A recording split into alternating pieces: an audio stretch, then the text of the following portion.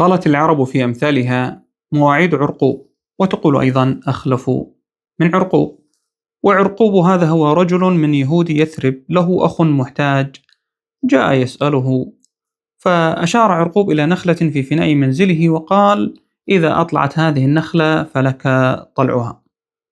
فلما أطلعت أتاه أخاه على الوعد الذي بينهم، فقال له عرقوب: دعها حتى تصير بلحا. فلما أبلحت أتاه فقال عرقوب: دعها حتى تصير رطبا. فلما أرطبت قال له عرقوب: دعها حتى تصير تمرا.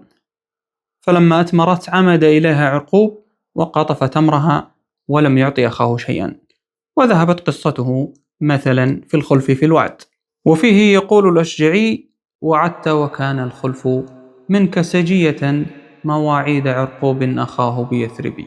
ويقول الشاعر كعب بن زهير: فلا يغرنك ما منت وما وعدت، إن الأماني والأحلام تضليل، فما تدوم على حال تكون بها كما تلون في أثوابها الغول، ولا تمسك بالعهد الذي عهدت إلا كما يمسك الماء الغرابيل. كانت مواعيد عرقوب لها مثلا، وما مواعيدها إلا الأباطيل.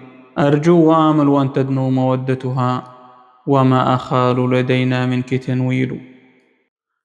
وأكاد أجزم أن كل من يشاهدني الآن يعرف رجلا كعرقوب.